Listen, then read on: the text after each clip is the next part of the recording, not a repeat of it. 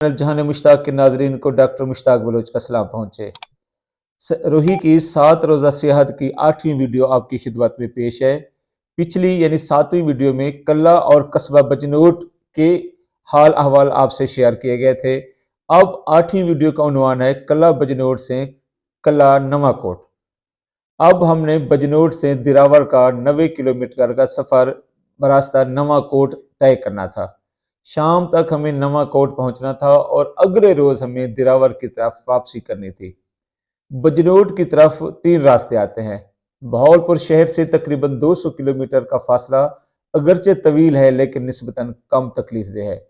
लियाकतपुर यानी फिरोजा और दिरावर से आने वाले दोनों रास्ते ऊंचे नीचे टीलों और धनसाद देने वाली रेत की वजह से इंतहाई दुश्वार गुजार और कम हवार हैं और हमारे रूट में यही 2 रास्ते आए।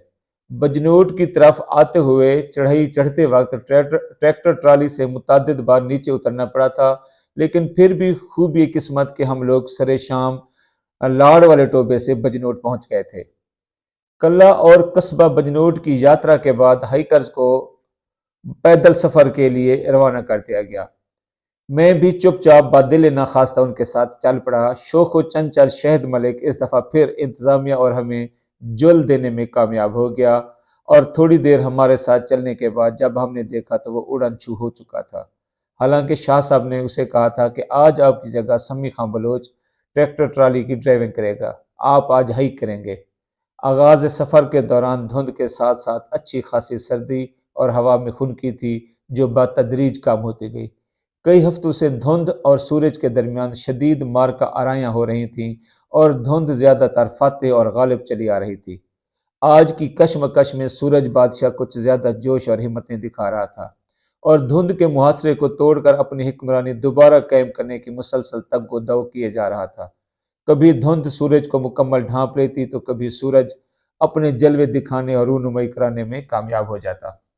लेकिन इस सूरज के चेहरे पर जर्दी, जोफ और इज़्महलाल वाजे होते जैसे एक बड़ा पहलवान कुश्ती जीतने के बाद निढाल और थका मांदा हो। हम जूं जूं पैदल चलते गए हमारे पसीने निकलने शुरू हो गए। रेत की सतह इतनी दबीज और गहरी थी कि पांव उठाने मुश्किल हो रहे थे, चाहे हम रास्ते यानी दग पर चलते या उससे हटकर। रेत की रीत है कि जो इस पर पांव रखे उसके पांव पकड़ लेती है, जैसे अपने रोंदने वाले की मिन्नतें कर रही हो या उसको खुद से जुदा न करने की ख्वाहिश रखती हो। मुझे यूं लगा जैसे रूही शाज और नादिर ही इंसानों को देखती है तो उनके पांव जकड़ लेते हैं ताकि अपनी प्यासी दीद की तिश्नगी बुझा सके। रेत जैसा मोहब्बत और प्यार मैंने अक्सर उहेलों में देखा था जो हमें रुखसत करते हुए गमगीन से नजर आते थे। शायद रोही में लोग कम होते हैं, इस वजह से वो अपने हम जिन्स इंसानों की कदर करते हैं और दूसरी तरफ हमारे आबाद इलाकों में इंसानों की बहुतात है और ये मुसलमान असूल है कि किसी चीज़ की ज़्यादा कसरत उसकी कदर घटा देती है। या अभी तक उन लोगों में इंसानियत जिंदा और ज़्यादा है और मादियत कम है। रास्ते का माहौल बहुत सुनसान सा था। रेत ही रेत, छोटी छोटी झाड़ियां, खुश्क सूखी घास, कहीं कहीं कम बुलंद कुछ दरख्त जो अपने पत्तों से महरूम हो चुके थे। हर तरफ वीरानी और मुर्दनी सी छाई हुई थी। अलबत्ता बारिश के दिनों में रूही इतनी सरसब्ज और शादाब हो जाती है कि जैसे जमीन के ऊपर सब्ज जमुर्द मखमली कलीन बिछा हो और इनमें चरते हुए मुतनव्वे रंगों के माल मवेशी यूं नजर आते हैं जैसे किसी चाबुक दस्त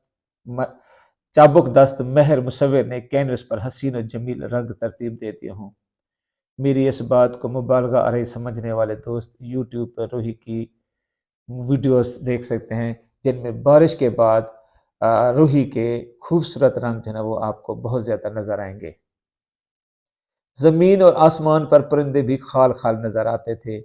बस बैकर्स की यहाँ बेकर की आवाज़ें यहाँ जिंदगी की अलामत और सबूत थीं जो अपने अपने हम ख्याल दोस्तों के ग्रुप में मुनकसिम होकर चले जा रहे थे और कहे कहूँ और ठट्ठे मखौल में मगन मस्त चले जा रहे थे। मैं किसी वक्त तनहा चलता रहता तो कभी किसी दोस्त की मसाहबत मिल जाती। बहावलपुर के मकामी दोस्तों यूसुफ साहब, फरीद साहब, मुबीन साहब, इशफाक साहब, हमाद साहब वगैरह और मेहमानों मतीन नकवी साहब, हैबी नियाजी साहब, हकीम सफ्तर साहब वो दीगर के साथ वक्तन फ़वक्तन हम कदमी یا ہم رکابی ملتی اور اکیلے میں میری ہم کلامی بھی چلتی رہی۔ نوجوانوں کی ٹولیاں اور ان کی بولیاں توانائیاں دیتی رہیں۔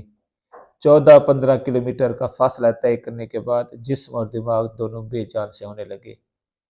جیبوں میں موجود بسکٹ، ٹافیاں، نیمکو، شہی سپاری اور تھوڑے سے بادام تھے جو کھاتے بانٹتے ختم ہو چکے تھے، اور پانی کی بوتل میں چند گھونٹ پانی بچا ہوا تھا۔ میرے کان پیچھے سے آنے والی گاڑیوں کی آوازیں سننے کے لیے بے تاب تھے اور میں بار بار مڑ کر دیکھتا۔ کم و بیش سب کا یہی حال تھا۔ سارے لوگ مضطرب مجنوں کی مانند منتظر لیلا نظر آ رہے تھے، اور اس وقت ہماری لیلا گاڑی اور کھانا تھا۔ آنتو نے کل ہو واللہ ہو پڑھنا شروع کر دیا تھا۔ ہم سب رکتے چلتے بلکہ خود کو گھسیٹتے سفر جاری رکھے ہوئے تھے۔ آخر کار بڑی دور سے گاڑی آنے کی آواز سنائی دی۔ جان میں جان نہیں، ہم سب رک گئے، لیکن ہائیک لیڈر منظور شاہ صاحب ابھی چلتے رہنے کا اشارہ دے کر آگے بڑھ گئے، اور ہم سب حیرت زدہ اور بھونج کر رہ گئے۔ شاہ صاحب کے احترام میں کچھ کہہ بھی نہیں سکتے تھے، لہٰذا مرتے کیا نہ کرتے کہ مصداق آگے رینگنے کا سفر جاری رکھا۔ شاہ صاحب نے ہماری شکلوں سے دلوں کے حالات پڑھ لیے تھے۔ 1-8 کلومیٹر آگے جا کر رک گئے۔ سب نے بیٹھ کر چاول تناول کیے، لیکن میں نے خالی پیٹ ہونے کے باوجود زیادہ نہیں کھائے، جس کا خمیازہ مجھے بعد میں سردی میں کپ کپاہٹ کی صورت میں بھگتنا پڑا۔ کھانا کھانے کے بعد اب ہم سب 2 گاڑیوں میں منقسم اور سوار ہو گئے۔ میں نے حسب معمول ٹریکٹر ٹرالی کو ترجیح دی اور سامان کے اوپر بلند ترین جگہ پر نشست سنبھال لی۔ بوزر والی گاڑی اور لوگ آگے نکل گئے تھے۔ شام کے دھندلکے کے ساتھ دھند کا مکمل راج قائم ہو چکا تھا۔ اب ڈرائیونگ نہایت مشکل کام تھا۔ یخ بستہ سردی، کھلی سواری، اندھیری رات، دھنسا دینے والی ریت، محدود سی حد بصارت، کہیں بلند چڑھائی، پھر ایک دم اترائی، بہت تنگ سا راستہ جس میں اچانک موڑ آ جاتے۔ شہد ملک کو ڈرائیونگ میں بہت زیادہ دقتیں پیش آ رہی تھیں۔ ریت پر ٹرالی کی رفتار زیادہ رکھنا ضروری تھا، لیکن گاڑی کے ٹائر اس 8-10 فٹ کے محدود راستے پر رکھنا بھی لازم تھا۔ ہم سب تھکے ہارے لوگ شہد ملک کے رحم و کرم پر تھے، جو اپنے مضبوط بازوؤں سے اسٹیئرنگ کو سنبھالنے کی بھرپور کوشش کیا جا رہا تھا۔ سردی سے سہمی سمٹی سواریاں راستے میں آنے والے اچانک درختوں اور خاردار جھاڑیوں سے خود کو بعض اوقات بچا لیتی، بسا اوقات سر اور جسم کو لگنے کے بعد پتہ چلتا۔ ہم سب آنکھیں پھاڑے خاموشی سے راستے اور جھاڑیوں کو دیکھتے جاتے۔ سب سے زیادہ مشکل اس وقت ہوتی جب چڑھائی چڑھتے ہوئے ٹریکٹر ٹرالی پھنس جاتی اور سواریوں کو نیچے اتر کر ریت میں دھنسی اور پھنسی ٹریکٹر ٹرالی کو دھکا لگانا پڑتا۔ پہل تو نوجوان بچوں نے جلدی سے اتر کر مدد کر دی، لیکن جب ہر 10-15 منٹ بعد یہی کچھ ہونے لگا تو آہستہ آہستہ سب کی ہمتیں جواب دیتی گئیں۔ کافی لوگ گاڑی سے اترنے، ریت ہٹانے، گڑھے پڑنے والی جگہ گھاس رکھنے اور دھکا لگانے سے کنی کترانے لگے۔ 20-25 منٹ تک بھی گاڑی پھنسی رہتی۔ انجن جتنا زور لگاتا، ٹائر ریت میں گھومتے اور گھستے چلے جاتے۔ امجد صاحب، سمیع بلوچ اور عرفان نے شہد ملک کی بہت زیادہ معاونت کی، لیکن ٹرالی بار بار پھنستی اور نکلتی رہی۔ 2-4 دفعہ ایسا لگا کہ ٹرالی اب نہیں نکلے گی۔ میں نے شہد ملک جیسے زندہ دل اور جی دار بندے کے چہرے پر پہلی مرتبہ پریشانیاں دیکھیں۔ میں خود بہت زیادہ وسوسوں اور وہموں میں گھرا ہوا تھا کہ آج کی رات بہت بھاری ہے۔ گاڑی نہ نکل سکی تو، گاڑی کا کوئی پرزہ ٹوٹ گیا تو، ٹائر پنکچر ہوا تو، خطرناک موڑ کاٹتے ہوئے یا تنگ سے راستے سے گاڑی بے قابو ہو گئی تو، کھلے آسمان تلے سخت سردی میں بھوکے پیٹ شب بسری کیسے ہوگی؟ اس لک و دک صحرا میں کون ہماری مدد کرے گا، جہاں کوئی بشر بندہ بھی نہیں ہے، چہ جائے کہ کوئی تکنیکی مددگار دستیاب ہو۔ اب میرا روحی کا عشق حیران ہو چکا تھا۔ میں جو روحی سے محبت کے بڑے دعوے کرتا تھا کہ روحی روحی کر دے میں آپ روحی ہوئی، وہ پنجابی کا ایک گانا ہے نا کہ رانجھا رانجھا کرتے میں آپ رانجھا ہوئی۔ اب میں سوچ رہا تھا کہ روحی رویندی بھی ہے تے روحی رلیندی بھی ہے، یعنی روحی رلاتی بھی ہے اور رول بھی دیتی ہے۔ صحرا جسے میں ہجر و فراق کے مارے لوگوں کا سہارا اور سرائے تصور رہتا تھا، اب وہ صحرا مجھے سراب اور عذاب لگ رہا تھا۔ میں شہد ملک کے متفکر چہرے کو دیکھ کر مزید ہراساں ہو جاتا اور دل ہی دل میں گیت کے بول گنگناتا، وہ جو پیار کی توئی رو لی تو ہی وچ روہی، وہ شہد تیری یاری۔ شہد روہی ہمارے جذبوں کی صداقت کا امتحان لے رہی تھی۔ سسی کی طرح سچے لوگ پیار کی ریت نبھاتے نبھاتے ریت کا حصہ بن جاتے ہیں، اور ہم جیسے مادیت اور مصلحت پسند کہاں عشق و صدق کی کڑی آزمائشوں پر پورا اتر سکتے ہیں۔ بوزر والے لوگوں نے جب ٹرالی کو کافی دیر نہ دیکھا تو ہمارا انتظار کرنا شروع کر دیا۔ ہم ٹرالی پھنساتے نکالتے آہستہ آہستہ آگے بڑھتے گئے۔ اس دوران خوش قسمتی سے ایک جگہ ٹیلی نار نمبر کے ذریعے حبیب بھی سے رابطہ ہو گیا۔ صورتحال کا پتہ چلنے پر انہوں نے آگ کا الاؤ روشن کیا تاکہ ہم انہیں دور سے دیکھ سکیں اور راستے سے نہ بھٹکیں، کیونکہ کچھ فاصلے پر مختلف کچے راستے نکلتے نظر آتے تھے اور پتہ ہی نہیں چلتا تھا کہ اب کس راستے کی طرح جانا ہے۔ اب یہی طریقہ باقی راستے میں اپنایا گیا۔ بوزر آگے چلتا رہا، ہماری ٹرالی ان کے نقشے قدم پر چلتی، پھنستی، دھنستی، نکلتی اور آگے بڑھتی رہی۔